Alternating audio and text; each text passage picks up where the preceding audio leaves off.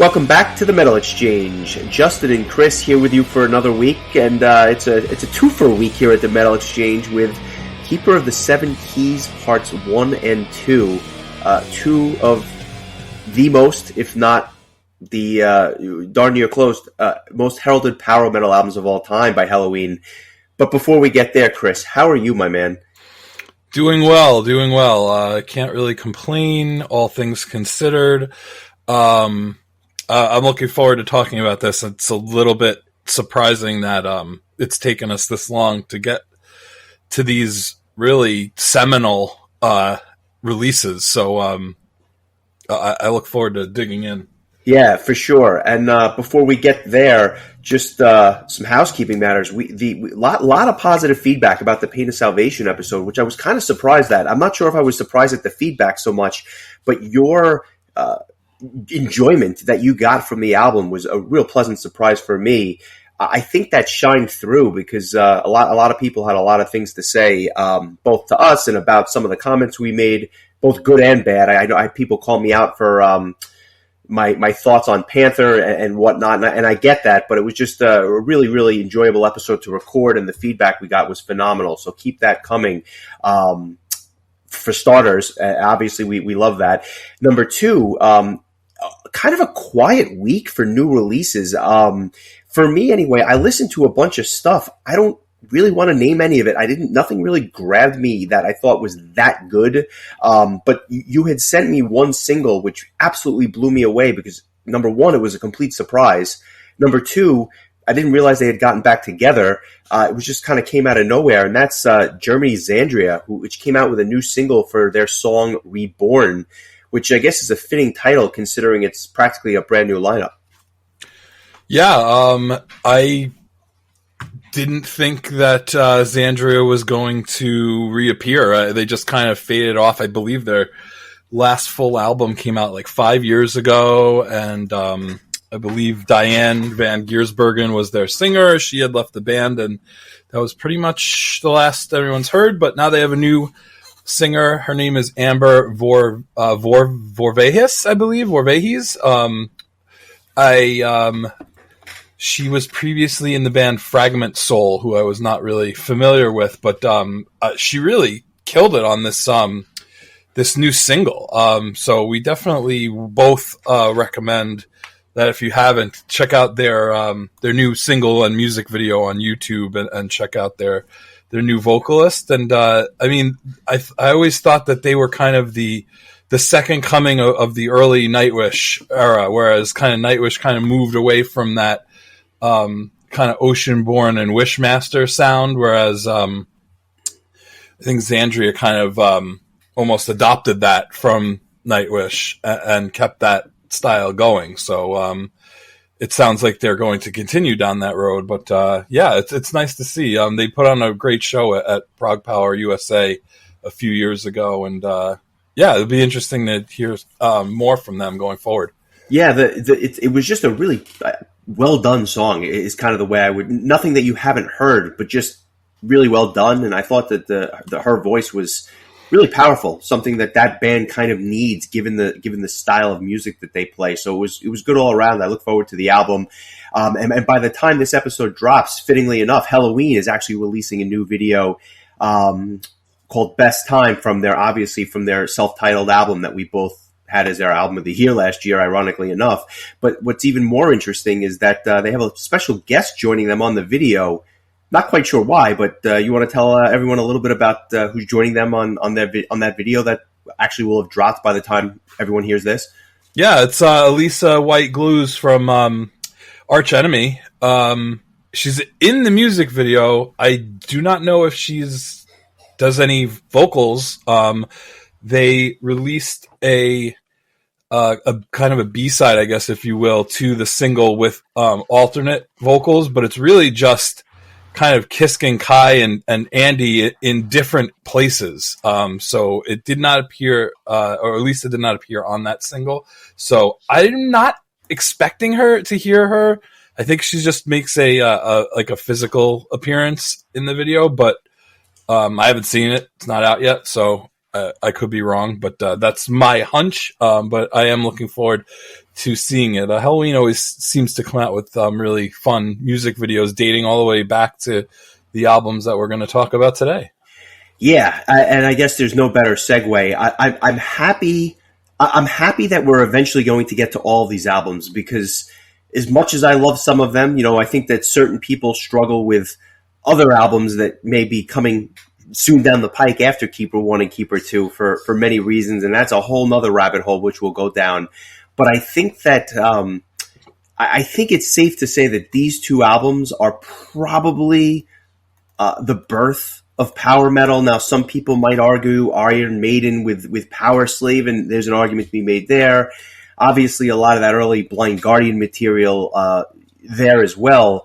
But this really was unlike anything that had been coming out in 1987. And even Walls of Jericho that we've talked about in the archives really early on, that was a different album than this. That was a different band, a different sound, and although it obviously was very formative for the band, this is where the band, I think, started hitting their stride, and it's a sound that would kind of permeate the rest of their career, and quite frankly, spawn hundreds, if not thousands, of other bands that would ultimately mimic their sound. And it really all started with Keeper 1 and Keeper 2.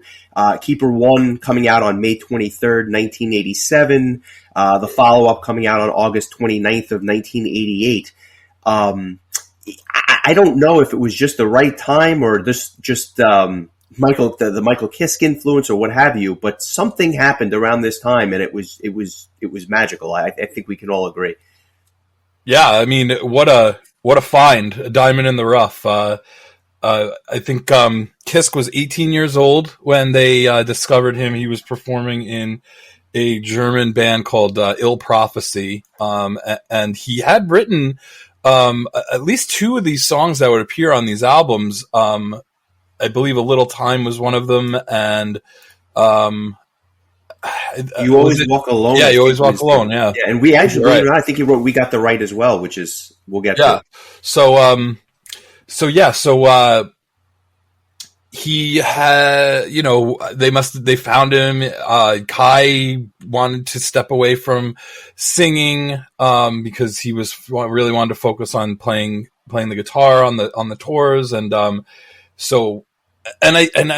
agree with you that it's this injection of this silver-throated, this smooth singing, this high. I mean, Kai, no one is ever going to compare him to a Michael Kiske. He had a raspiness and a roughness, and I think many would argue that Kai's vocals improved a lot by the time he would start singing again in 1995 when Gamma Ray would release Land of the Free. But he took a good 8 years off from full-time, lead singing from Walls of Jericho until Land of the Free.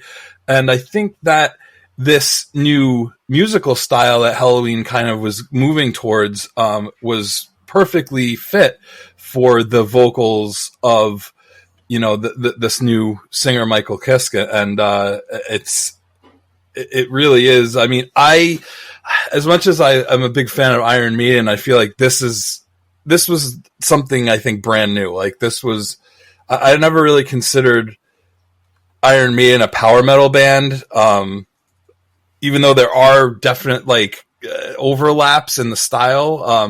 I don't think they're a traditional power metal band. Whereas I think when I think of traditional power metal, I think of these two albums are pretty much where it all begins. I completely agree, and I don't for a second want to have anyone think that I'm suggesting that Iron Maiden was the first power metal band. Although I think I think that without an Iron Maiden, we don't get to this point. If you're kind of building the foundation for power metal, I think Power Slave and some of the songs on there go a real long way, and obviously that came out in 85 or 84 into 85 with and even songs off Peace of Mind. To be honest with you, those two albums I think really helped bridge the gap to what we have here. But just the double bass drum alone that you hear on a lot of these tracks was something that not a lot of people were doing, if anyone was doing it at this point.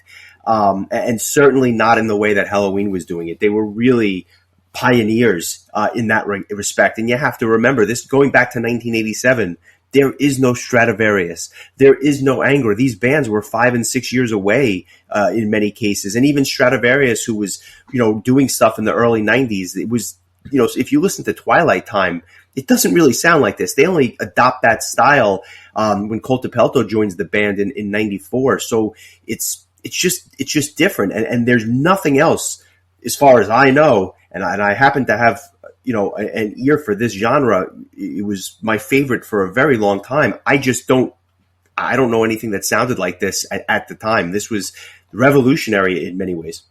Yeah, I mean, I don't know. You know better than me. I can't think of anything. The maybe the closest I could think of around this time might have been Blind Guardian, but even then, the vocals of Hansi were just not that really smooth sound. His vocals were a little bit more raspy, a la Kai Hansen. So this, I think, the timing of this with the metal being still a very popular genre in the U.S., I think helped propel Helloween to actually greater heights than had this genre kind of came out of the ground in the 90s, whereas like this is a time where Halloween and I Want Out would get airplay on Headbangers Ball and on MTV, and the Halloween video was on an episode of Beavis and Butthead. So like there was some visibility that might not have existed, by the time Master of the Rings and Time of the Oath would come out in the 90s. Helloween had to rebuild from, and again, we'll get to that in the future for sure. But, I don't know that if Master of the Rings just came out in 1994, if we would look back on it and in the same way. I think the timing of this is a big part of the success as well, because, I mean, granted, in Europe and Japan, and it probably would have blew up just the same. But in this country, like that MTV playtime is such a huge thing, and I think that helped kind of skyrocket this band right from the beginning. Yeah, that's a really good point, and I'm happy you brought up that Headbangers Ball exposure, if you will. If I'm not mistaken, they were actually on Headbangers Ball doing a full live concert at one point. I don't remember if that was on the Keeper 1 or Keeper 2 tour. My memory's a little foggy there. But like they actually showed, I think it was a full show with maybe Grim Reaper and Armored Saint from that tour or what have you. There's video of it, and they actually play like a full half an hour set that could be seen on American television, which is like such a foreign concept to me now. I mean, that MTV is playing music, that in and of itself is a foreign concept. But B, that Helloween could command that much airtime on American TV. It was just right time, right place, but quite frankly, right sound, because it was so good and so revolutionary that even though it wasn't hair metal that was quite frankly as accessible to the masses, there was a buzz here, almost like Dream Theater with Images and Words a couple of years later. The time was right for that prog metal to kind of hit. This is kind of a precursor to that about 5 years earlier.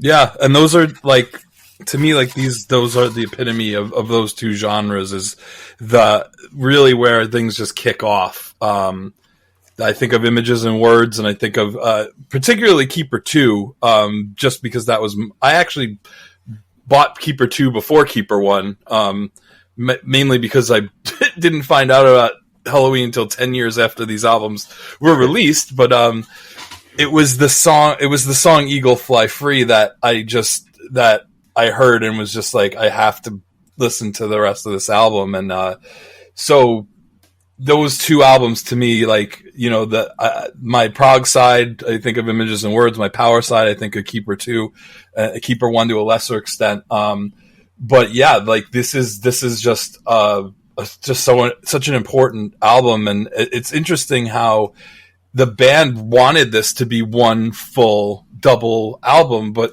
that wasn't really a thing anyone did back then. So the label was just like, I don't think so. Why not break it up? And they probably made more money selling them separately, but it's interesting to picture it as a double album, because I always thought it was interesting that Michael Wycath has so few writing credits on part one, and then has but then on part two he has such a massive influence, especially with Eagle Fly Free and the title track Keeper of the Seven Keys, that 13-minute epic, and Dr. Steen as well. But when you just put all, that's why, like, to me, I felt like it was kind of impossible to talk about one of these albums without the other. So I thought it made the most sense to talk about them both at the same time. And it's interesting that the songwriting duo of Wyke and Kai, with these weird little Kiss songs sprinkled in that, like, while different, fit. Like, even though they weren't as traditional, looking back on it, as a Future World or an I Want Out or a Dr. Steen, which would go on to be, Helloween's 3 of Helloween's biggest hits. I mean, A Little Time is such a memorable tune, and We Got the Right, and You Always Walk Alone. Those were the 3 songs that Kiss wrote that made it onto the main albums. He also had his, had some songwriting credits on some of the B-sides, which we'll discuss. But it was just a magical songwriting tandem with again, with Kiss kind of sprinkling in his little, like, I know Glenn always calls the oddball bands at Prog Power, the ones that don't quite fit the prog or power genre, and Kiss was like the oddball songwriter.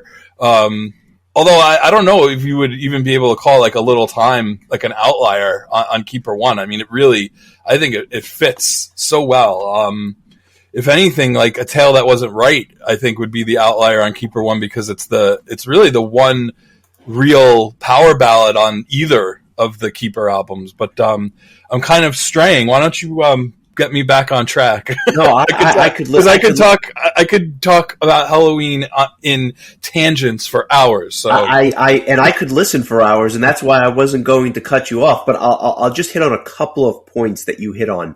Number one, in many ways, Keeper One is almost like a Kai Hansen album, because he writes so many of the songs. And I won't go into details again right now, because we've talked about them or kind of danced around it. But it's kind of a Kai Hansen solo album. But that's number one. Number two, even though those Kiss songs are somewhat of an outlier, and by that I mean they're not Wycath or Hansen productions, I cannot imagine these albums without those tracks. I think that the bonus tracks, and we'll get there, but I think that the bonus tracks are well placed as bonus tracks. I cannot imagine those tracks on the actual album. They're a bit different than the rest, but those 3 Kiss tracks are just they're every bit as good as the Hansen songs or the Wycath songs, and that is pretty much the biggest compliment I can give Kiss as a songwriter, that he's up there with those 2, because they're 2 of my favorite songwriters of all time in any genre, and that's why I happen to love this band. But these guys, they just hit it out of the park, and the songwriting, the upgrade from Walls of Jericho to this, in terms of just songwriting and production, but just looking at the songwriting for a second, what a jump! They went from, I think, trying to find themselves to actually becoming good songwriters. And that's not to say that there aren't good songs on Walls of Jericho. There are fantastic songs. We've talked about it in the archives.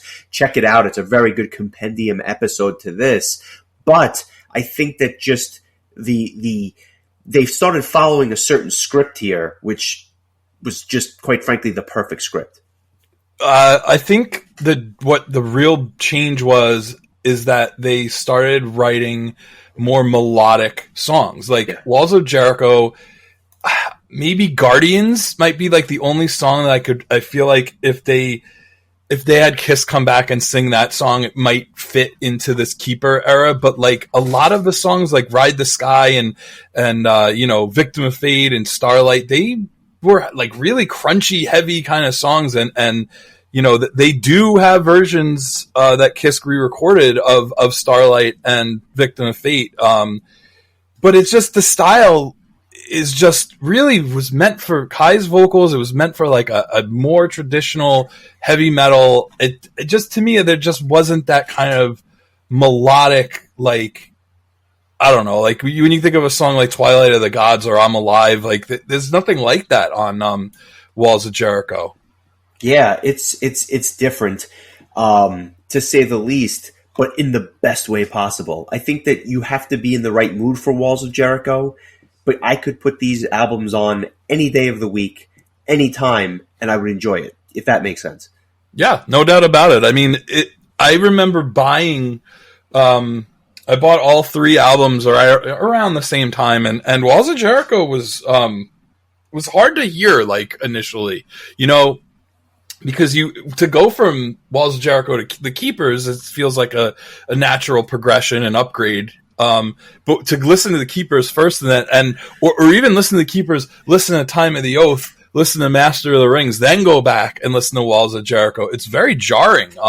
You know, the production's not as good, the vocals aren't as good, the music's not as melodic, but the songs are still great. I mean, I think you know, Warriors is one of like the most underrated songs.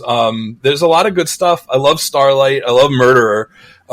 There's just some really good tunes on there, but this just was a whole nother level of songwriting, and it's, you know, no sophomore slump here. I mean, these guys are, I mean, it's no secret, Michael Wycath is my favorite songwriter ever, by anyone, or of anyone in any genre. Like, if I had to be stuck on a desert island with one man's songs, it would be Michael Wycath, because that's, to me, every time Helloween releases an album, it's his songs I most look forward to, and it's almost always his songs that end up being my favorite ones on the album. There's something about that man that he just knows how to write power metal, and he might have peaked with this Keeper of the Seven Keys, the song, this 13-minute insane epic that just has everything. That song, even though Helloween is a 13-minute song and it's on part 1, I feel like Keeper of the Seven Keys, the song, sets up every power metal band that made a 10-minute plus song for the next 25 years after this. 35 years. Yeah, this is actually an anniversary that we, you know, happily discovered this week, that Keeper 1 came out 35 years ago this week. But that song, when you hear A Destiny by Stratovarius, or anything, any power metal band that writes like Night at the Opera by Blind Guardian, just an epic song, like, you can thank Keeper of the Seven Keys. And you can even thank Kai Hansen for writing Helloween, just because a 13-minute metal song, I don't know how common that was at that point in time. I mean, maybe Iron Maiden did it. I'm not that big of an aficionado to say, but that, you know, it's not that weird to say Dream Theater wrote a 13-minute song, but, like, it's odd, I guess, at the time, to think that there's a, you know, especially if you listen to the single or saw the music video, and it was like a, you know, 4.5, 5-minute video that's just chopped to hell.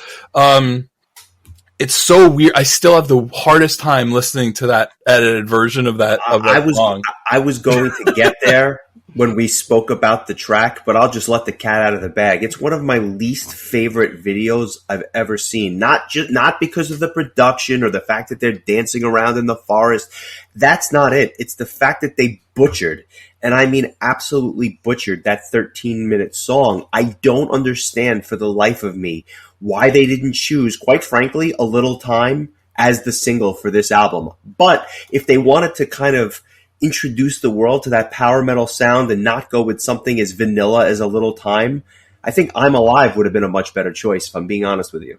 Yeah, but I don't know. There's something about the visuals of that music video. I almost feel like, even though the song is butchered, it was like the right choice for their first video, because it's just this cheesy 80s, like in the forest, like it's a band called Helloween. It's a song called Halloween. I mean, it's just, I don't know. I think it's listen, I Want Out is a pretty cheesy video too. It's quintessential 80s. And I feel like this is too. I think I Want Out is a better video, but I don't know. This has kind of like a just classic cheese factor to me that I hate how like abrupt and crappy some of the cuts are. It's terrible. I used to help run a Helloween website. I mean, that's how big of a fan I am. And the guy that I ran the site with, Chris Scarrod, he at one point re-edited Halloween himself because he hated their edited version so much. I wish I still or ever had a copy of it because he was very proud of this, that he made a better cut than a professional musician did. But I just always think of him when I hear this song just chopped up like this way. And so it's just very awkward sounding, especially if you know the original song well. But the video is just, I'm sure that people that are a bit older than us, that were like teenagers watching MTV at the time, that were into metal and still love Halloween to this day, that video probably, and correct me if I'm wrong, but that video probably brings a lot of like positive nostalgia.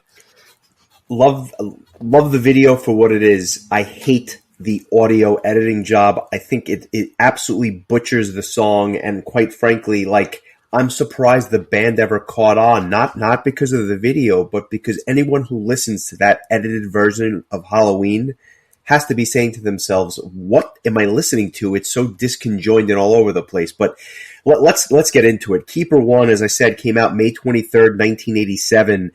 Loudwire has it as their third best power metal album of all time. I think that many would agree. Others have called it an essential power metal album, widely regarded as a 9 or a 10 out of 10.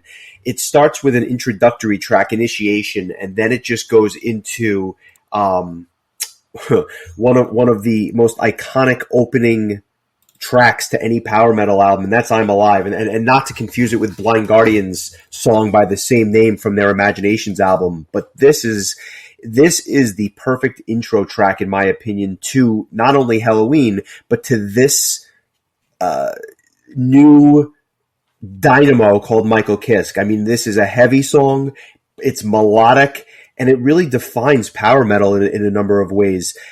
Specifically, just a couple of highlights, because I could probably talk about every note. The layered guitars during the solo have always been an absolute highlight for me, and I love that dual guitar sound.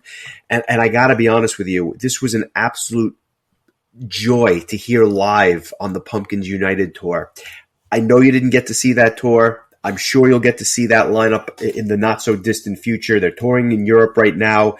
But my God, and you're going to hear me say it a couple of times, but this particular song during that set blew me away because I couldn't believe what I was hearing. I have the Blu-ray, so we're pretty much even. Yeah, so, I mean, again, another thing that would become a power metal trope is this 1 minute to 1.5 minute intro track that, I mean, Helloween even did it on Walls of Jericho leading into Ride the Sky. This is a lot more in depth. It's a lot more symphonic, a lot more classically driven, and the intro is actually, this is the initiation. Yeah, that's a word. The initiation track is used as the intro to the Halloween music video, which makes no sense because Halloween has its own distinct intro. I don't know what the hell anyone was thinking, but it's weird because sometimes when I hear Initiation, I'm expecting to hear Halloween come after it just from the music video, and then there's other times where I'm watching the music video and I'm expecting I'm Alive to start, and then it's, very confusing. But yeah, I agree with you. I mean, choosing a song on either of these albums, it's just wild. And there's only 6 real full-length songs on this album. There's, Follow the Sign and Initiation, which bookend the album, are just really intros and outros. You really only have 6 like full songs. Mind you, one of them's 13 minutes long, but this album is significantly shorter than part 2. Yeah, it is. And in many ways, I've always kind of considered this a glorified EP because the first and the last track, like you said, not real. I mean, there's really 6 songs. 5 of them are kind of short. And then obviously the one epic. This is a glorified EP in many ways. Maybe the best EP of all time, but I mean, it's just like, just edging to the point that it's an actual album. Obviously, when you think of vinyl, I guess it works a little bit better. But like, if I bought a CD and it was 37 minutes long, I'd be a little like feel like I'm getting shortchanged a bit. It only is about half this. When we bought this. That's exactly what happened. That's true. Except it's so perfect that it didn't matter. But I just thought it was weird that they chose to make one album that much longer than the other because. And this is something we'll talk about when we get to part 2, as far as is Save Us a bonus track or not. It's the great debate in my mind. But to me, it's part of the album because it was part of the original one I had. So that makes part 2 clock in at about 56 minutes long versus this album, which is just shy of 37 minutes. It's a significant difference. So either they didn't have the songs written yet, which is weird because they wanted to release a two-part album. But it's just weird that the second one was given so much more material, especially considering that you have some of these B-sides. And I'm definitely interested to pick your brain on the ones that you think don't belong on any of these albums, or if any of them do, and we'll definitely talk about that. But getting back to the task at hand, I'm Alive is a fantastic intro to this new, not just new album by Helloween, but this new genre that Helloween is unknowingly inventing, basically, at this point. And then it leads into that was and I'll make sure to point out the songwriters. That was Kai. Kisk would write the next track a little time, and like we mentioned before, it was something that he had already had written. It's a little bit different if you ever get to hear the Ill Prophecy version of it. This is a neat little song that kind of slows things down. It's a little bit more of a mid-paced song, at least as far as this album goes. It might be considered fast-paced on another band's album, but it after I'm Alive is a real fast, like, it's only under 3.5 minutes long. It just is a banger for 3 minutes. This is like a kind of a cool down song, but it's super catchy. Back when I didn't really pay attention to who wrote the songs, this to me fit right in with everything else. Yeah, it's so catchy. It's straightforward, but from that opening riff, you're hooked. And there's something so simple about the way this song starts that I absolutely love it. And I'll tell you something. I've probably heard this song 1,000 times. I noticed something this week that I never really picked up on before, and that's how good Ingo's drumming is on this track. Subtly, for what's kind of a simple track, his drumming is an absolute highlight for us. And we probably should go into the rest of the lineup. Ingo Schwichtenberg on drums, and obviously longtime bass player Marcus Grosskopf on bass. He's been with them since the beginning, and he's still with them to this day. Ingo's drumming on this was just an absolute pleasure to listen to, and it kind of makes this simple song, pop a little bit more. They do this little space interlude in the middle, which kind of breaks up the song, and I don't know what they were doing or why they did it, but it doesn't really bother me because I guess I'm just used to it at this point. But it also and that was what inspired Arion, so you can thank Helloween for Arion too. Yeah, right, exactly. What the other thing I love about this track is, believe it or not, the guitar outro that kind of takes you out at the end. I've always thought that was a nice touch. It has like this solo that kind of takes you out, and it just kind of puts a bow on this short little catchy tune. Yeah, I don't know if I noticed that bands do that anymore, but like, do bands still do that fade out, or is that just like a thing of the back in the day that, like, because that is so classic, just that it just makes you think of listening to the radio where it just kind of fades out at the end, and yeah, like, and then you just hear that, like, I don't know if it was Kai or Waiki, but just wanted to just kick in one last like killer riff as it's fading out. Like, you like, if you have headphones on, maybe you pump it up a little bit just to catch what's going on at that very end where it fades out. But then it goes into another song like in the vein of I'm Alive that, again, written by Kai Hansen, another just like face melter song. Like, this is a song that I think I've grown to love even more over the years. And I think it was when the Keepers of Jericho tribute album came out. It was the cover. I believe it was on part 2, actually. I'm going to look it up real quick so I don't forget. But the band that Accent Star, the band that when I heard the cover in like kind of a modernized way, it made me realize how freaking good this song was. And ever since then, I've just gone back and appreciated it so much more. Same goes with March of Time, that Arwen covered on that same album. Those, I mean, listen, I know tribute albums are always hit or miss. These 2 tribute albums are so good. I mean, Rhapsody, Sonata Arctica, Heaven's Gate, Luca Turilli, Vision Divine, Labyrinth. And these are just bands that we've covered on the podcast. The second volume is a little bit more obscure bands. You do have Dragonland is on there, but then there's also like Red Wine and Valdemar and Fraternia and Paragon and Celesti and Steel Attack. So like the first one was a little bit like the All-Star Team, and then the second one was kind of like the double A whatever, minor league, but there's so many good songs, like the so many good versions. Just I found out about. That's how I learned about Dragonland and Accent Star and Arwen. Those bands. Anyway, I'm doing that thing again where I just completely sidebar. But this song is fantastic, and I do kind of feel like this, I'm Alive, and March of Time are kind of like the 3 Kai Hansen, just super fast but super quick. They're not like super long songs. Just like the classic. Those are my 3 favorite Kai songs from this era. Just so endemic of what his songwriting was about and what was missing after he left the band. And Helloween would go on to continue to be phenomenal, but that piece of Helloween was only there for a couple of years and then it was gone. And he took all that talent and created a whole nother legendary band in Gamma Ray.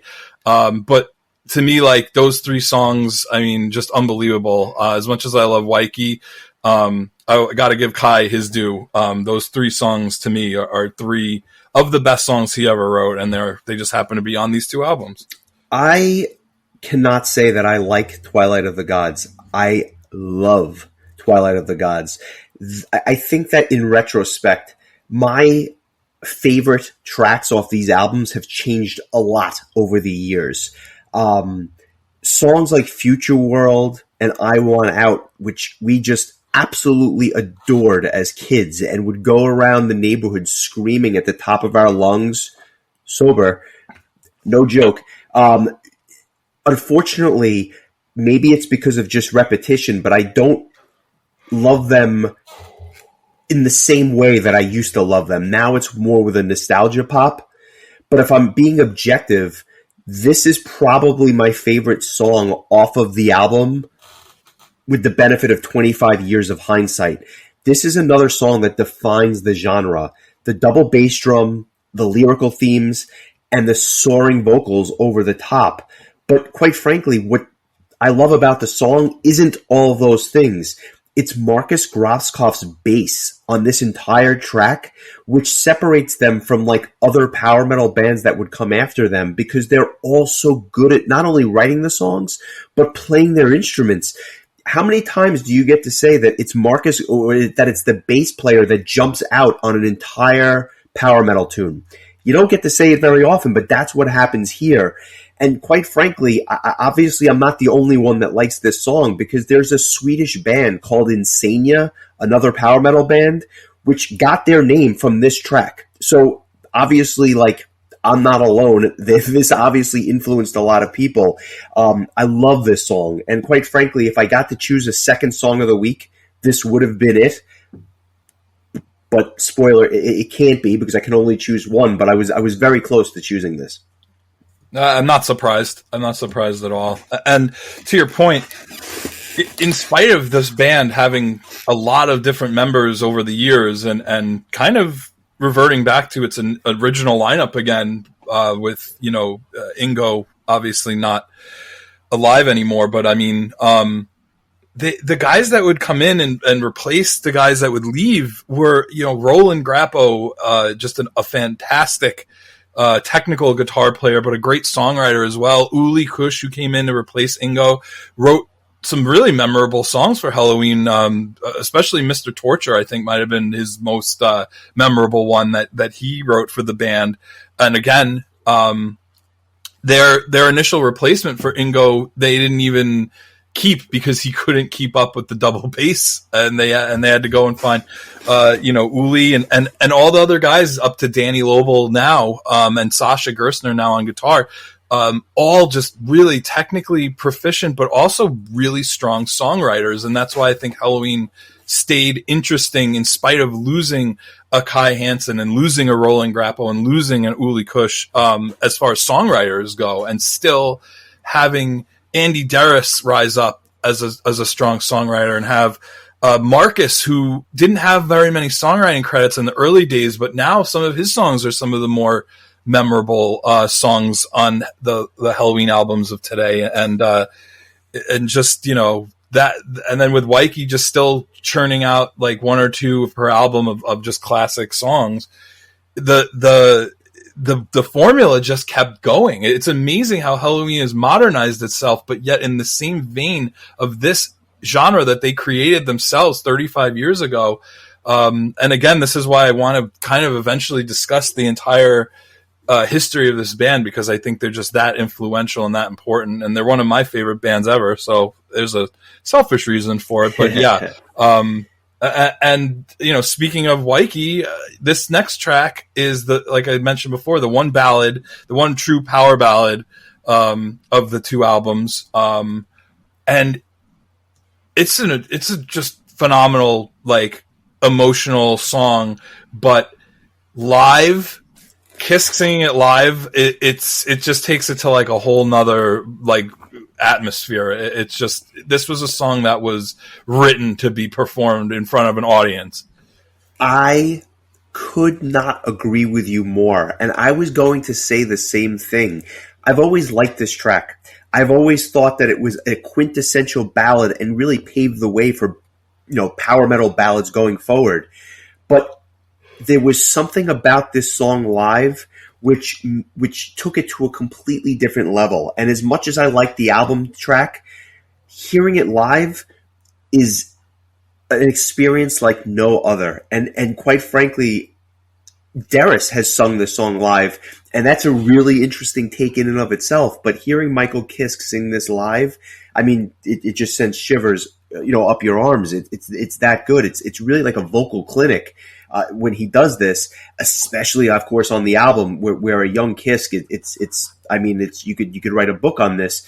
It's a bit repetitive, but it was so good that it didn't matter. But yeah, hearing it live, I think, is absolutely, takes it to another level. But what's funny is, after the ballad, the way this album closes out with Future World and Helloween back to back before the outro, I don't want to say it ratchets things up, but I think that you could just really hear the band hit their stride in terms of the songwriting on the last two tracks. Future World was obviously a favorite of mine as a kid. It was just so accessible, and it makes me think of Nick every single time I hear it. But when I listen to it now, as much as I love it, as much as I know every single note, it's kind of a nostalgia play for me. I don't know that I have the same love that I did, or I should say the same type of love that I did for it maybe 25 years ago, but it's just a fun, catchy tune that whenever you hear it live, you just kind of know it's Future World time. Let's kind of like strap in. But if I was going to skip a track, it would probably be the track that I skip if I had to skip one, like listening to the album, just because I grew to love other ones more. Yeah, I mean, I'm with you. I think that it's also the fact that, like, even after Kai left the band, this was the one Kai song that they just kept playing. Like, it never left the rotation. Helloween does have kind of a history of blacklisting members' songs after they leave the band. I mean, I don't think they've played a Roland or an Uli song since they both left to form Master Plan.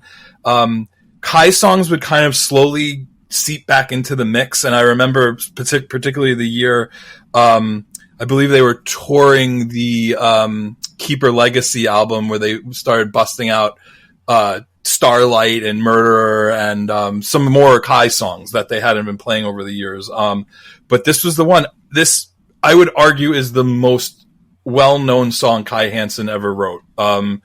It's been covered by lots of many bands. Oh, you know what? Maybe I should say it. Maybe I Want Out probably is the most well-known song Kai Hansen ever wrote. That's a song I've probably heard more metal bands cover than any other song. But this is up there too. Just an iconic Helloween song. But I think that like you, I suffered some fatigue from just overhearing it. And if you can't see Nick in front of you holding a vacuum cleaner while it's playing, I mean, is it even really Future World? I couldn't agree more. I'm not going to go into as much depth on Helloween because you know my thoughts, but I'll say this about the 13+ minute version. A precursor to Keeper of the Seven Keys, the song. Absolutely iconic bridge on this song, which I think makes the entire thing. The galloping verses, the memorable chorus, and I'll tell you something that I never really noticed until this, but the way the solos are structured towards the end of this epic song, believe it or not, reminds me, not in terms of style, but just in the way that there's these like dueling guitar solos. It reminds me of Megadeth's Rust in Peace and certain parts of that album, which would obviously come out a few years later with those dueling guitar solos, because it is all over this album, and it's a treat to watch or hear Hansen and Whitecath go back and forth on these solos. This is a great song. I prefer Keeper of the Seven Keys, but this is, I think, like you said, the first of its kind, and what a way to kind of end the album before Follow the Sign, which is a true, outro track. Yeah, to me, like Helloween, I want to shout out to our buddy Mike. He's made it a annual tradition to blast this song on Halloween every year, and I join him in that tradition on an annual basis. It feels like the holiday Halloween. I'm going to be turned into a half-price pumpkin now for saying it wrong. It's like, it's what White Christmas is to Christmas. This is the greatest Halloween song ever. A little more competition at Christmas time, I think. Yeah, a little bit. Yeah, once Mariah Carey makes a Halloween album, then we'll talk turkey. But and then she'll make a Thanksgiving album, and then we'll really talk turkey. But yeah, I mean, this is just, it's 13 minutes, but it's like we always talk about with like the prog songs typically, or prog albums have 13-minute songs. The ones that we like are the ones that keep it interesting and changing throughout. And this song definitely does that. And it has, it slows down and it speeds up, and it's always just a fun thing to listen to. And a Metal Exchange trope is that 13 minutes feels like 6 minutes or whatever you want to say. And I always thought Follow the Sign was kind of useless. Like, why? It's not ended really after Halloween. Yeah, it's like, not go even out on really, a high note. It's not even really a song. It's just kind of like atmospheric, like orchestration and like weird whispering and like I don't know. It just like release Keeper 2 and let's get started with Invitation already, because I this must have been such a tease for somebody who like listened to this album and loved it, and then it was like over in 36 minutes, and they're like, you'll get part 2 next year. That's the one knock. It's just not long enough. So I guess we'll break it up this way. I was going to ask you whether you like part 1 or part 2 better, but why don't you just give me a score, 1 to 10? What do you rate this? I would give this album it's so hard, just because if it was if it was a little bit longer, it would probably change how I would rate it. I think I'm still going to give it a 9.0 just because the songs that are on it are that good. And they're that influential and they're that important. And every song is great. As long as you're not counting Follow the Sign as a song, every song on this album is as much as you probably want to hear deeper cuts when you see the band live, you would never complain if they played any of these songs live if you saw them. I mean, maybe like Future World might be your biggest complaint out of all 6 of the main songs, just because you've heard it so many times. But I mean, this is just quintessential Helloween. It's quintessential power metal. It's quintessential German power metal. And as we've talked about, it spawned power metal, Arion, and Rust in Peace by Megadeth. So, I mean, that's how influential this album is. It's funny you mention it. It's perfect for what it is. It's just obviously very, very short. You could argue that comparing it to Keeper 2, it's actually a better album because there's no dead spots if you don't count Follow the Sign. In other words, it's just one perfect song after the other. It's just not enough of them. Whereas I would argue on Keeper 2, maybe there's one song that's not perfect. We'll get there. I don't know. We'll see. It's a 9.5 for me. There were times, and I kind of go back and forth, so I'm not even sure what I would say today, but there were times where I actually would reach for this before Keeper 2 because there was something about it was so tight and so succinct and yet so perfect that it was like the best half an hour I could spend listening to this album. So we'll see. Also probably, and I'll speak for you, you can tell me if I'm wrong, but you're wrong. Beautiful. By the time I got Keeper 1, I had listened to Keeper 2 so many times I was ready to listen to. I knew Future World. I really didn't know much else on this album. Do you remember getting Keeper 1? I have such a clear memory of getting Keeper 2, but Keeper 1 is a bit more vague in my head, and I usually remember these kinds of things, but this one's kind of blanking on me. I agree with you that there was a fatigue factor from 2 at the time just because it was on repeatedly. I don't remember. I feel like I got them in very close proximity to one another, months apart maybe, but I don't have an independent recollection of how or when or where, other than I know that it was like in 1998. That's all I know. All I remember in particular is that I dragged my feet on buying this album due to the length. I thought, really, if I'm going to spend $15 to $20 on a CD, I don't want to spend one on an album that only has 6 songs. But I think at some point I just got it just for completion's sake and because it's Helloween. But I mean, 2 was my first love. But yeah, I mean, like I said last week and this week, and I'll hammer it home again. You really can't have one without the other. And I'll just end with one thing. Debuted at, 104 on the U.S. charts?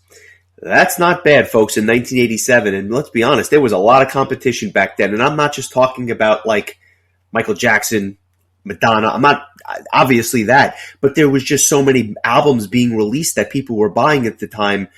Slippery When Wet, right? Like, around this time in 1987. I mean, like, there's competition from Bon Jovi. And yet this almost cracked the top 100, so that should tell you something.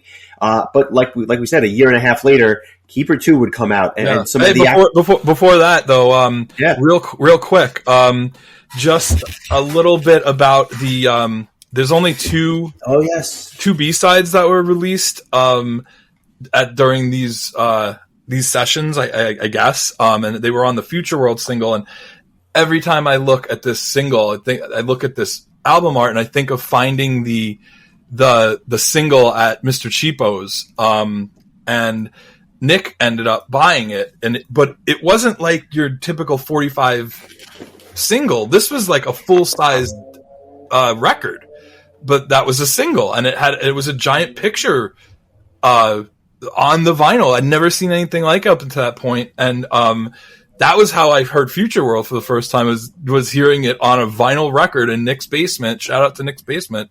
But on that album or on that single, there was a version of Starlight that they did with Kisk, and which was interesting to hear his take I remember always thinking it'd be interesting to hear all of Walls of Jericho done by Kiske or even Darius. I feel like Darius would actually fit that style even better than Kiske, and he does at the times that he would play them live. But then, another thing I thought was interesting was this alternate version of A Little Time, where they kind of like changed where parts of the song were. Like they just like kind of mixed it around and then cut out a little bit of that quiet like space part, the part where they invented Arion. They kind of like shortened that a little bit. It's an interesting take. It's really almost remarkably different.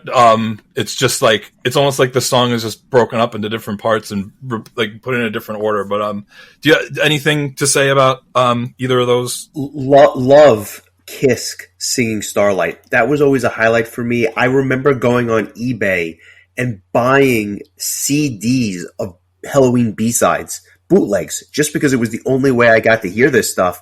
And I remember that being on there and just playing that version on repeat, because that and Victim of Fate were just so cool to hear with like polished vocals, if you will. I thought it was a nice contrast. As far as the A Little Time alternate version, unremarkable. Like, didn't really need to be done. It was fine. I listened to it. To me, I just thought the original was perfect. I didn't think there was any need for it, but it was kind of just a unique way to like cut and paste different parts of the song in different places. But by and large, it was the same thing with just chopped up a little bit.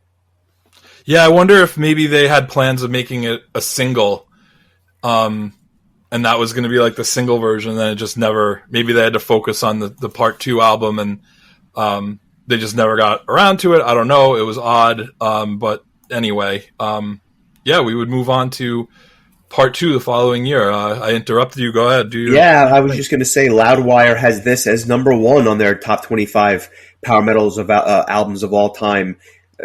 Call it for what it is. I won't even read the accolades. Everybody has this on their top 25 power metals of all albums of all time. The only question is how high up on the list, and it's often number 1. This is. This is something. I'll leave it at that. The first single, Dr. Steen, is released in September of 1988. A month later, they come out with the I Want Out single, which, quite frankly, I probably should have been the first single just because of the accessibility of that song. And whereas the first album was more of a Kai Hansen solo album, this is more of a Whitecap album, in my opinion. I mean, there are obviously tracks written by other people, but this is the Michael Whitecap show on this one. Without further ado, let's just get into it.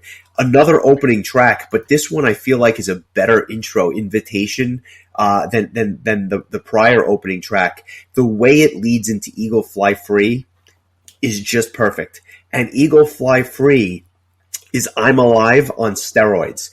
And the reason I say that is not because of the speed or the power or anything like that, but this song was just perfect in terms of the way it was constructed. It's a bit paint by numbers, but they invented power metal paint by numbers. So, like, that's a good thing. This is their book. They're the author. Everyone else plagiarized this particular song. It's got the gallop. It's got a solo section where it's not just a guitar solo, but a bass solo and a drum solo, which to me always jumped out to me as a kid. Oh, yeah. I love that. And just, like, a chorus, which quite frankly I would put up against any chorus ever written. Like this is a chorus, right? This is how you do it. This is a 5-minute encapsulation of everything that is good about power metal. Eagle Fly Free, and I'll get back to Invitation in a second because I have some thoughts on that. But Eagle Fly Free is the greatest power metal song ever written and ever will be written, and I can't get sick of this song. I've gotten tired of I Want Out. I've gotten tired of Dr. Steen. I've gotten tired of Future World.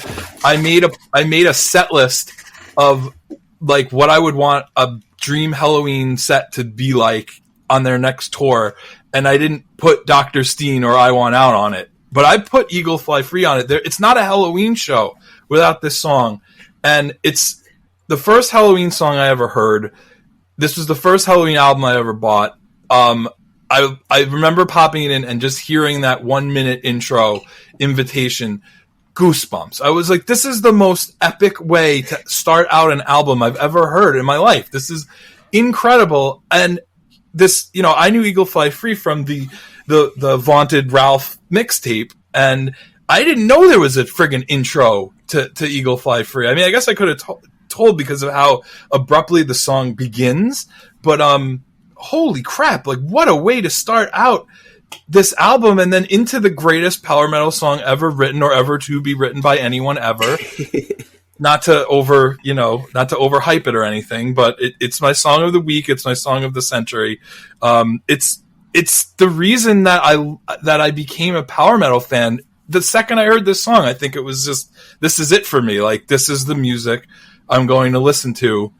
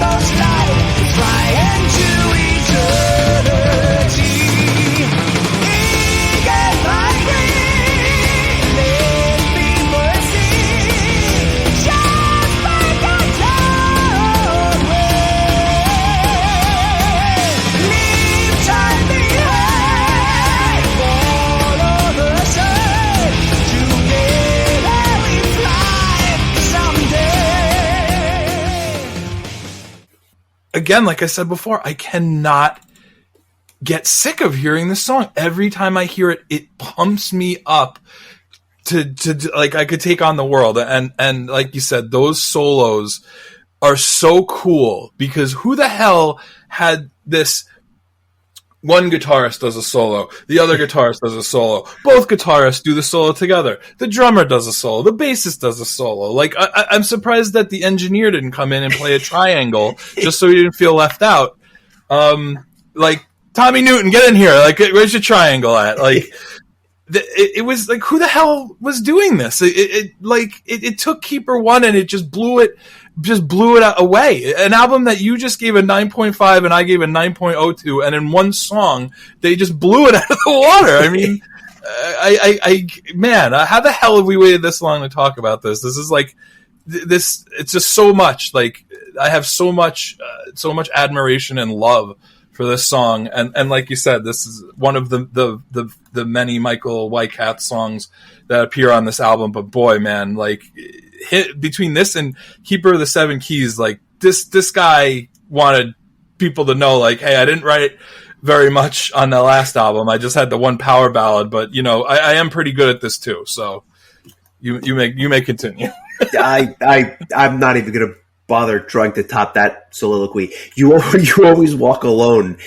The Kiss track, I call it the most forgotten track on either album. And when I say forgotten, I don't mean bad. I happen to love the song. It's just the song that, like, I kind of forget it. Maybe I'm so comatose after Eagle Fly Free that I'm like, I'm not really sure what's happening now. And that's what happens with You Always Walk Alone.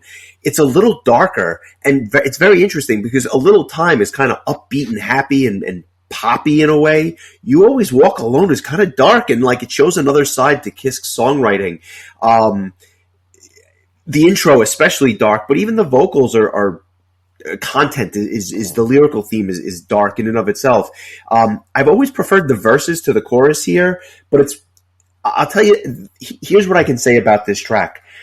If I was at a Helloween show and all of a sudden they started playing You Always Walk Alone, I would freak out. I'd probably start crying. And I say that because, like, this is a band. I don't need, you talked about the Dream set list. I don't need to hear I Want Out again.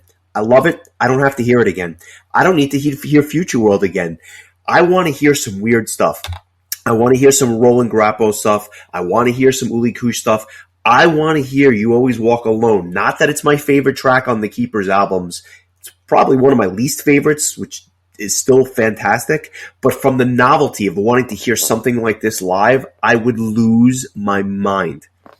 It's like the Pearl Jam thing where you've heard your Jeremys and you've heard your even flows. Now you want to hear Bugs.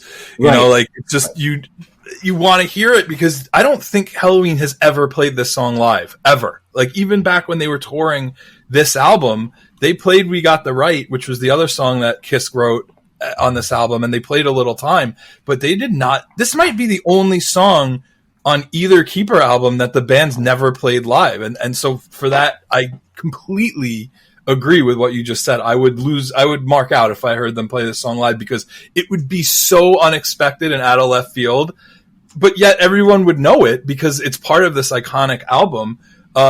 It's definitely, I think, the outlier on the album. Honestly, I think it's the outlier on the two albums, and it might be like the least memorable song on either Keeper album. I think that there's even B-sides that I would rather hear. "Livin' Ain't No Crime," I think, is one of the best songs, one of my favorite Helloween songs of all time, and it's a B-side.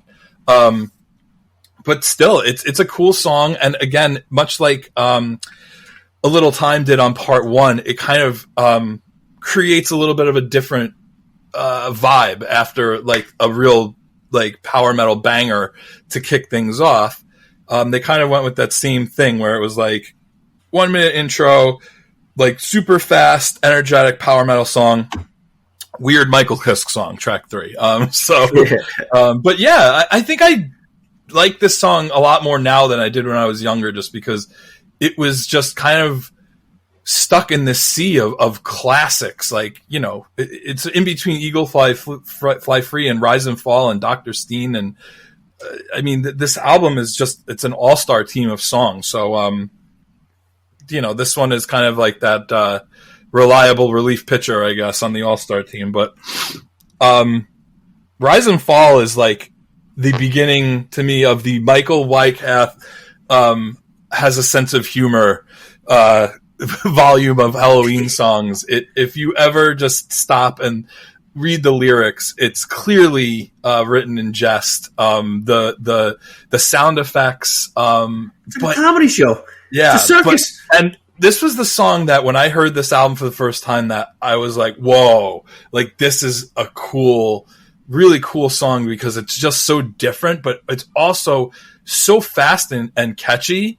And again, like Kiske's vocals are so, he might sing higher on this song than anywhere else on the album, possibly. I don't know. But like, I don't know. I just hear, and I'm like, all right, let's go. The Count wants to listen to Rise and Fall. It's just, it's just a fun song, as ridiculous as not that Dr. Steen is treading on like serious, public health issues following, but like, so we got two goofy Wikey songs in a row. Your thoughts? I love that they don't take themselves too seriously. Like, there's something so refreshing and so honest about that. I've always loved this song. I think the lyrics are just so fantastic. The drum fill at the beginning, which kind of kicks things off, phenomenal. Low key, one of my favorite Helloween songs of all time. I don't know if I'd admit that to many people, but it's true. It's just so catchy. The verses, the chorus, and the lyrics are so goofy. You can't help but smile. And this is another one I would just kill to hear live. I would lose my mind. I just think that the older I get, I've drifted away from songs like Dr. Steen, which is the next one, because I think I just played it to death. And I was almost curious to hear, going back to it, knowing that I kind of fell out of favor with it a little bit. I was wondering if it was going to rekindle that flame for me. And quite frankly, the time apart on this one actually helped. This one I think I loved more than Future World, and maybe it was, I don't know, maybe I just didn't play it to death as much. But this is an absolute classic. I love the fact that they use keyboards prominently in this particular tune, and it's just like, it's like watching Dr. Frankenstein come to life. There's something about the imagery here that I just always loved as well. It's like a C-rated horror movie in a power metal song. Yeah, I mean, really well said. I'm with you. It's like, it's overplayed, but it's still great. Like, it still has that charm. There's a charm to this song where I think listening to it on this album, it doesn't get that charm quite as much as you do when you hear it live, and everybody's just jumping up and down and having a good time. And even when Andy would sing it, it was so much fun. Like, like Andy got such a bum rap over the years because he had to follow like this incredible vocalist, Michael Kiske. But like, Andy sang Eagle Fly Free and sang Dr. Steen and sang Future World. And he kept those songs in the rotation when he didn't have to, because he knew it was important to like cater to that old school, fandom. Even though Kai had left the band, and Kiske left the band as well, it was important. And I think Dr. Steen was probably like the iconic Helloween song during those early Darius years, because they were not playing they were not playing I Want Out. They didn't play I Want Out without Kai for a long time. They did. I know that they did, but it wasn't initial. It might not have been until the Dark Ride tour. Maybe it might have even been after Roland and Uli had left the band. But that's how long it took for them to bust that out. Dr. Steen is just, I think think probably one of Wyke's most recognized songs that he ever wrote. I think I Want Out is like the Kai Hansen anthem of power metal, and Dr. Steen's like the Wyke anthem of power metal, and they both happen to be on this album. And now that the band is all back together again, you get to hear them. They'll probably play those songs live every time they play until they don't play anymore. I would have to think so. Just an absolute classic that goes into one of the most exhausting songs that I've ever heard. And when I say exhausting, it's because even though this song starts off like a ballad, it picks up, and the dichotomy here is fantastic, but exhausting because Michael Kiske's vocal performance on We Got the Right, I get tired listening to it. Not tired of listening to it, just tired from listening to it. It's the biggest compliment I can give. I love the slower pace on this. I think it was needed. And it's one of my favorites just because I cannot believe what a 19-year-old Michael Kiske does on this song. It boggles my mind and defies logic. That note where he just fights for your right. I'm not even going to pretend like I could sing an octave lower than that, right? Without falsetto. I'm not going to go there. It's unbelievable, and he did it live at the time. Like if you go and pick up Keepers Live or whatever, there's I Want Out Live. It was released under several names. There are bootlegs from that tour that I have. If you haven't heard them, I have to send them to you because there's no like studio magic there. It is soundboard recordings. It's just it's some of the most incredible stuff I've ever heard in my life. Yeah. This was a song that probably was at one point like my least favorite song on this album, and now I hold it in the same rarefied air as everything else that's so memorable. And in great thanks to Soul Spell's incredible cover of this song with like, I don't know, 11, 12 different vocalists from Blaze Bailey to Aaron Lucasen to you name it. We definitely have to post that cover because it rekindled my love of this song, just how well it was done. But it reminded me of what a good song it was. It's just that it again just got trapped. It's crammed in between Dr. Steen and Save Us and March of Time and I Want Out. So it's kind of easy to understand why it got kind of lost in the shuffle, I guess, at the time. But you need it. You can't just go Rise and Fall, Dr. Steen, Save Us, March of Time, I Want Out. You need something to break that up a little bit. And this was perfectly placed. Even though it's kind of a mid-paced song, it's so powerful. And yeah, I'm with you. Like, it's how he was able to do this. I remember me and Nick was visiting me visiting Nick came with me to Montauk, and we were blasting this in the house, this album, and we got to this song. We were like trying to sing the song, and also poorly because we didn't really know the words, but like just as like 16-year-olds trying to hit those notes and failing.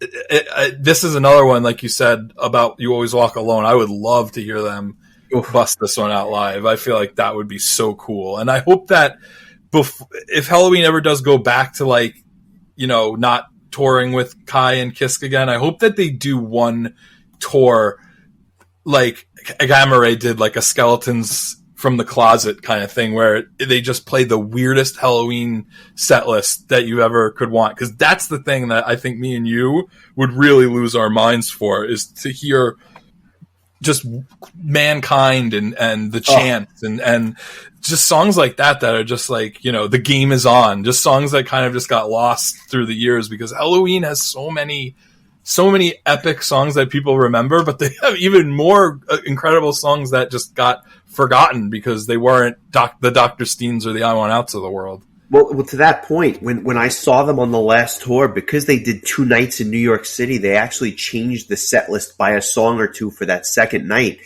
and they played Kids of the Century. It was the highlight of the entire show for me. I could not believe that they were playing something from Pink Bubbles Go Ape. I went apeshit. I couldn't believe that they had, first of all, I was surprised they changed the set, even though it was 2 nights in a row, because the first night was sold out. The second night ultimately sold out as well. But when they played Kids of the Century, I had an out-of-body experience just because I couldn't believe they were playing something so deep in the archives. But we'll get there when we get to Pink Bubbles another day. I'm curious to know your thoughts on Save Us, because I'll be honest with you, I think this is the worst song on the 2 albums. Not a bad song, it's just not my favorite. And I think pacing-wise, I think it was good to pick up the pace again. It's just a bit vanilla to me. I love the bridge. I think the key change at the end with the change in vocals is really, really cool. I love the extended outro. I just don't think this is their best song. And I'm glad that you said that. I mean, I'm not glad that you don't like it or just don't like it as much, but it struck me as so odd when I became like an archivist of Helloween stuff, running a Helloween webpage, and finding out that this is not an original song for this album. It was the B-side to I Want Out, and according to Wikipedia, it was only on this album if you had the North American version of the album, and being that we were from North America, that's the version we had. And keep in mind, at this time, like, we weren't able to get several Helloween albums, like walk into a store and couldn't buy Pink Bubbles, couldn't buy Chameleon, couldn't buy Master of the Rings, had Better Than Raw didn't come out right away in the US. That was a delay. Master of the Rings, I think they released a year later in the US, and then it went out of print. And we'll have a very fun story about that when we talk about Master of the Rings. But yeah, so like this was one of the albums that you could walk into like any, The Wall or whatever, and they just had it. So it was easy. Both Keeper albums and Walls of Jericho were both pretty easy to find. And that's why those 3 and Time of the Oath were the first handful of Helloween albums that I owned, just because they were accessible and I didn't need to import them. But yeah, I don't hate it, but it does kind of feel like an outlier, like it doesn't really belong, and I guess it makes sense because it wasn't really supposed to be part of the album, I guess. But to me, it is, just because that's how I grew up listening to it. It's one of the 3 Kai songs that are all in a row right here. It's definitely the weakest of the 3, but it's an okay track. It was good enough for Brainstorm. I think it was Brainstorm to cover it on the Keepers of Jericho album. But yeah, it's not my favorite song on the album, but it's probably my least favorite song on the album. It might be my least favorite song on both albums. Yeah, you're right. I think that if you take it out, the album is stronger. because it just brings down the quality just a touch, right? I mean, obviously you're talking about gold here, but like you're bringing down the overall quality just a touch. It's just there for me. You know what? It's like it's a Gamma Ray song before there was a Gamma Ray. Like I feel like I could picture like Ralph Sheepers singing this. I think he does sing it in those early days. Yeah. It sounds better as a Gamma Ray song, I guess. No argument for me. I think that it was a precursor to what was to come on those early Gamma Ray albums. Whereas March of Time, another Kai track, is, if anything, I think it's underrated because I think it's that good. And I also think that like it's a quintessential Keepers track. This one belonged there. This one is just as good as all the others. I think this is a phenomenal, phenomenal tune that's sometimes overlooked. Yeah. I think the fact that they started playing it live again a few years ago has kind of reminded everyone, like, this is one of the best songs on either album, in my opinion. And I mentioned it earlier, but again, like I think I overlooked it too. I was such a fan of Waikiki that like the Kai songs didn't do as much for me when I was a kid. So like to me, it was kind of like I wanted to get to Keeper of the Seven Keys, and these three Kai tracks weren't as interesting to me. I Want Out would grow on me big time, but March of Time, I think, is the song that actually stood the test of time because I think it's my favorite song that that Kai wrote. I think on these two albums, it's close with Twilight of the Gods and I'm Alive, but I think this is. I think this might even be Kai's best song that he wrote for Helloween. You know, maybe not. I don't know if I want to count the latest album, but in this era, this is my favorite song that Kai wrote for Helloween. I just think it's that good. It starts out in such an epic way, and it just stays. It's got like this bridge that kind of like builds and builds and builds, and then it's like, and it's such a song that. You listen to it and you're like, you could picture the fans like raising their fists and going time, like, and everybody just singing along in concert. I love this song a lot. And if it wasn't for Eagle Fly Free, it probably would be my track of the week. It's just Eagle Fly Free. Just rewind and listen to my my lauding of the song, because I'm not going to go through that again. But so is that official? That is your track of the week? Yes, I thought I might have just been babbling so much that I got lost in the babbling. But yeah, oh, you definitely lost, or maybe I just tuned out. No, I'm just kidding. I duly noted. We haven't quite gotten to mine yet. I'll say this: it's not "I Want Out." I think that's obviously the next track. I think it's the perfect single from this track, from the album. It's a perfect song. It's just gotten a little stale for me over time because I've played it countless times, but it's so iconic. It's probably the most iconic Helloween song of all of them, I think, at this point. I think it's fair to say. But the last track here, the title track, is maybe one of the best songs ever written, not from a lyrical content, but just from the roller coaster ride that this song takes you on, and that's why Keeper of the Seven Keys will be my track of the week. If for no other reason, then I can think of no better way to spend 13 and a half minutes.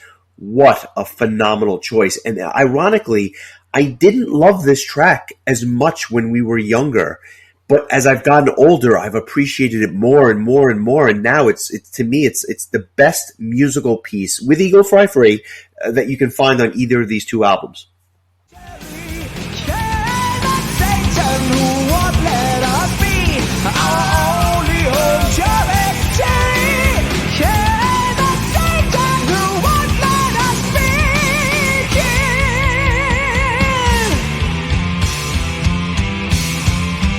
You're the keeper of the seven keys that lock up the seven seas.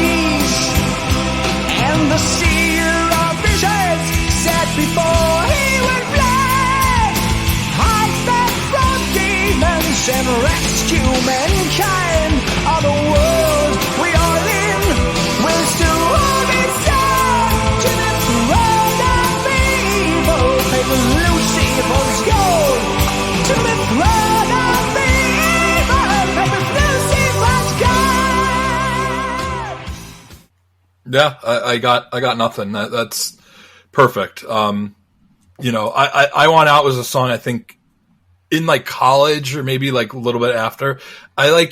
That was like my Helloween obsession for a little while. Like between like being able to download the music video and actually watch it instead of like leaving your VCR running anytime there was a metal marathon on MTV, which in the late 90s was like rarely ever. And just to be able to have that like video in my possession, I was so obsessed with that music video. It was like this gem that I couldn't find. And so the song, I had a spell where it was just my favorite. And like you, it just got so overplayed and like, Jesus Christ, everybody and their mother has covered it. And nobody has ever really tried to like put like an interesting spin on it. Helloween did when they released their Unarmed album. They decided that they were going to be the first band in history to make I Want Out sound a little bit different. So they had to do it to their own song. But yeah, as far as Keeper of the Seven Keys goes, I mean, it's just unbelievable. I'm going to have to figure out what the hell 60-second clip of the song to post, because good luck. What do you choose? It's just it's such an incredible song, and like you said, it's very much a roller coaster ride the way Helloween is, but it's almost like a completely different song stylistically, because it's so much more melodic and it's not as heavy metal tropey. It's more of like what power metal is becoming here and what will become, and like I said before, just evidence of what a force to be reckoned with Michael Wyckoff would be as a songwriter in music. It's just everything about this song is memorable. The end is just epic, like just ends in like the most epic way. Really outstanding song in a great way. I mean, Seven, Save Us notwithstanding, leave that out. Let's say we'll go by the original lineup. 7 really, really, really good songs in a row, and then they cap it off with a 13-minute song that's arguably better than everything that just preceded it. I mean, what do you? I can't imagine you give this album anything less than a 9.75. It's funny you mentioned it. That's my score. And the only reason I knock it is because of Save Us. Like, if Save Us isn't on the album, it's a 10. It's a perfect album. It's a 9.75 for me. You know what? I think I'm right there with you. I think also because You Always Walk Alone it's just a hair less memorable than the Eagle Fly Freeze and the Rise and Falls of the world. But, I mean, it's pretty much as close to a perfect album as there can be. I'd be curious to see if there are any Helloween albums I would give a 10 to. I don't know if any of them are perfect. I didn't even give the new one, which was my album of the year. I believe I gave it a 9.5 at the time. I just don't know if I don't know. It's possible that something from the early Darius era might come close, but I don't know. I really haven't given to, I think maybe Angels Cry and Avantage's first album might be the only ones I've given a 10 to. Perfect. It's tough. But yeah, I mean, that said, it's absolute must listen. I can't imagine anybody is listening to this that hasn't heard this album before. But I mean, if you haven't, this is what you need to do immediately as soon as this podcast is over and you listen to all of our back episodes. Go listen to the Keeper albums. You can go on to iTunes and buy them both as originally intended, as a double disc with all the extra tracks, all the B-sides. There's a few extra tracks on here. We'll cover them real quick. Savage, Living Ain't No Crime, Don't Run for Cover. Do you have any thoughts on those three songs? Savage and Don't Run for Cover were both written by Kisk, and Living Ain't No Crime was another Wyke song that didn't make the cut. Savage and Don't Run for Cover are good songs, very good songs as B-sides. They're good songs. I don't think either one is particularly special. I'm glad they didn't make the album, but I'm also glad they released them, if that makes sense. Like, I can't imagine my life without those songs, but they shouldn't be on the album. I think an argument could be made for Don't Run for Cover, although I don't know that they necessarily needed that because Rise and Fall was on the album. It's kind of similar-ish in that regard, but I happen to think that Don't Run for that Living Ain't No Crime is one of my favorite Helloween B-sides, and I know them all. It's one of my favorites. I think it's a phenomenal song. They just didn't need it on the album because they had Rise and Fall. Yeah, and I stand corrected. Brainstorm actually covered Savage, which I thought was interesting that they would choose a B-side to do a cover of it. I really thought I actually like the Brainstorm version better. I love Andy Frank's vocals. It's cool. Don't Run for Cover is a pretty good tune too, but I could completely understand why both of these songs didn't make the album. Livin' Ain't No Crime is my favorite Helloween B-side ever. And this is a band that has a lot of good B-sides, a lot of B-sides in and of itself. They were machines when it came to releasing singles back in the day. I love Livin' Ain't No Crime. The fact that they played some of it on their most recent tour, I'm so angry that I missed it. But this was a song that was actually part of their set list during the Keeper 2 tour. They didn't play You Always Walk Alone, but they played Livin' Ain't No Crime. And I can understand why. This song is fantastic. I just don't know that it fits anywhere on this album. It's such a good song, but should have put it on Keeper 1. Honestly, if it was out, they should have put it on Keeper 1. I'm with you. I don't think that there's an obvious placement for this song on Keeper 2, but I'm glad that it's out there, and I'm glad that we got to hear it. And just like you, I bought bootlegs of all the B-sides that somebody burned onto a disc when I was in high school, and just so I could learn every Helloween song that existed. And they would go on to remix Dr. Steen and the Keeper of the Seven Keys title track on the Treasure Chest album.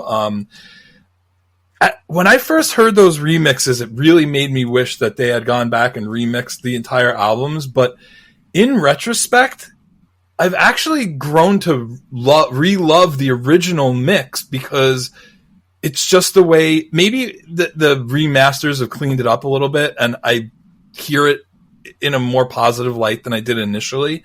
But it's almost like the drums are like a little bit too pronounced. Yeah, in the remix. And even though the whole album, even though the songs sound really clean, I think I kind of there's times where I kind of want to hear the remix, and there's times where I don't. I know we talked about something similar when we were talking about Megadeth's Rust in Peace album, and you know, people hear, their ears hear things differently. Keeper of the Seven Keys actually ends a little bit differently on the remix, where instead of fading out, it kind of has like a distinct end, which is interesting. It's actually like 10 to 15 seconds longer on the remix, which is kind of an interesting thing. So there is a slight bit of a change, but other than that, I just wanted to make sure that we talked about pretty much everything that came out of this era, and I'll save the aftermath for when we talk about Pink Bubbles Go Ape and Chameleon and what would go on to happen to this lineup of Helloween. I mean, most people probably already know, so I'm not leaving anybody on too much of a cliffhanger here. But that is the Keeper of the Seven Keys. We kept it short, believe it or not. Could have gone on for hours, only went on for an hour and a half. Some news to get to from a couple of different avenues. I believe Mind Maze has some news that they want us to talk about. Yeah, I thought this was really cool. We, rather than us just, bloviating even more, we had the lovely Sarah Teets from Mind Maze. She has a message for all you Mind Maze fans out there. This might not be breaking news because I believe, I don't know when they're actually planning on releasing this press release, but we're going to let Sarah do the talking. So here's Sarah Teets of Mind Maze with some news from Mind Maze. Hey everybody, this is Sarah from Mind Maze here, and I am super excited to announce that we are finally releasing a brand new single on June 1st. The song is called Forever Too Late, and it features Triosphere vocalist Ida Haugland. So pre-save that on Spotify, get your downloads, definitely check that out, and thank you, as always, so much for all your support. Rock on. So there you go. That's exciting stuff. I don't know if they're like actually going to release the track as the band is playing on stage at Prog Power, which I think would be kind of a cool touch, that everybody pulls out their phone and buys the track on iTunes in the middle of the set. I actually have the track because I am part of the Kickstarter for their upcoming album, and they sent it to the backers early, but I haven't had a chance to listen to it yet. But I love Ida's vocals from Triosphere, so I'm really looking forward to hearing her. And I love Sarah. I think is just such a fantastic vocalist.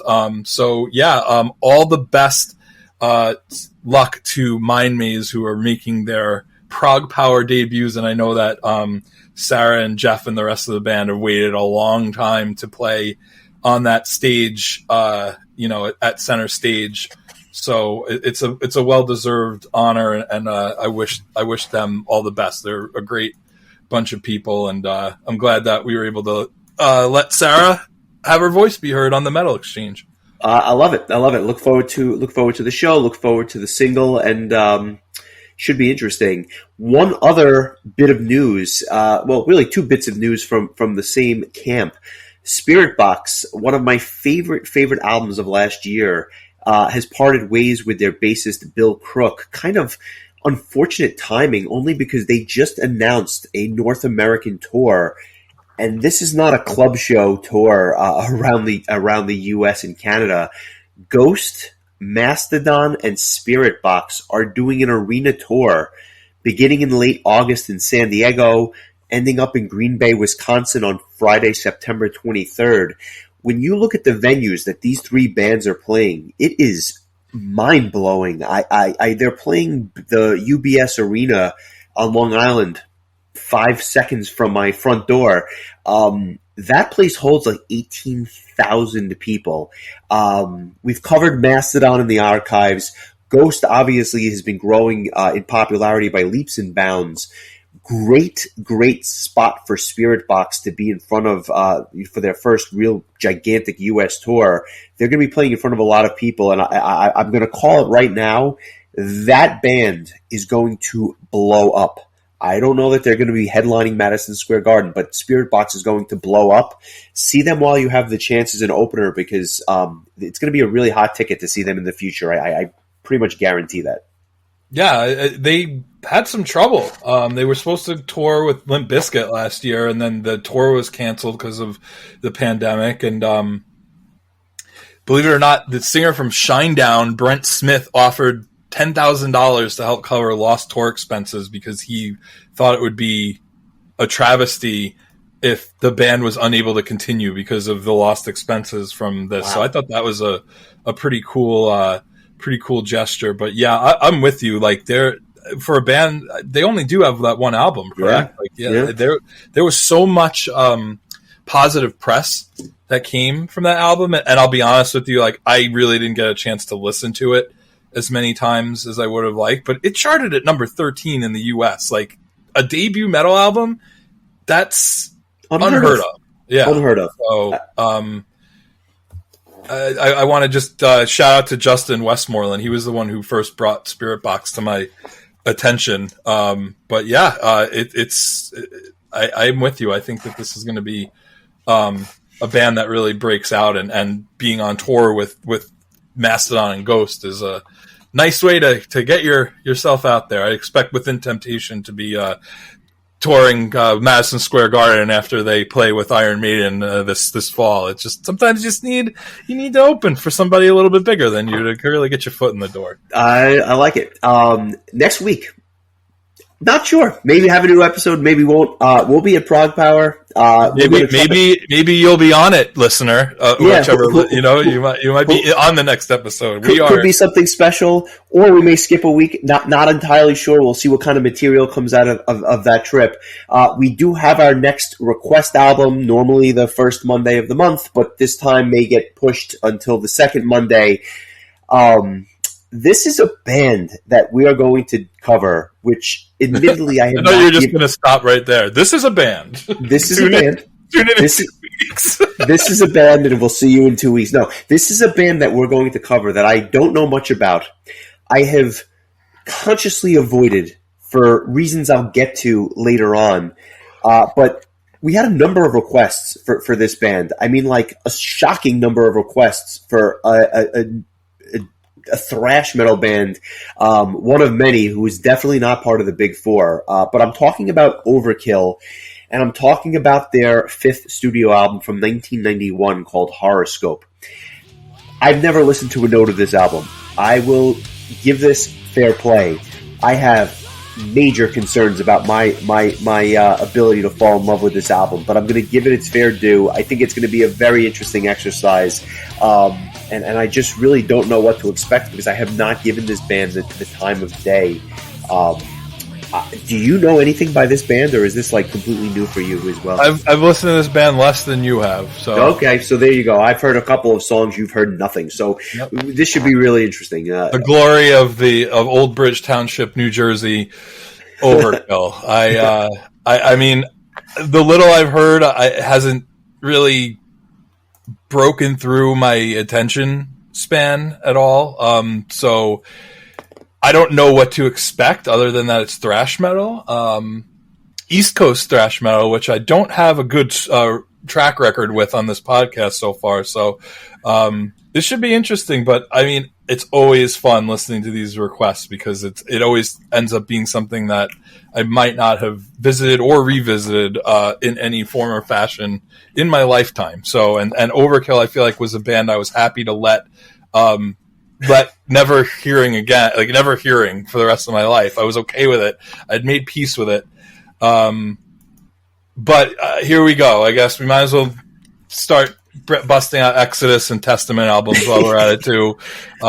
We still have to do Slayer and Metallica. Welcome back to the Thrash Exchange. Here we go. Yeah, I look forward to it. It will definitely be a fun episode, and I will come back with an album the following week. So a little preview as to what's to come the next couple of weeks. Thanks for listening. We've blabbed on long enough, so I hope you enjoyed the week's episode. We're going to go take a little break, and we will catch you very, very soon back at the Metal Exchange. Thanks for everything. And please, please, please, if you see either of us at Prague Power, our hopes that you're listening to this episode on your flight or on your drive. Please come say hello. If we haven't met you before, we would love to meet you. And if you see us with a microphone out in the courtyard at the Artmore, come on over because we are looking for content. And I have a feeling we'll get plenty of that. Whether it can be produced is a whole other story, but we'll get there. Enjoy the week. We certainly will be, and we will catch you very, very soon. Take it easy, bud. Take care.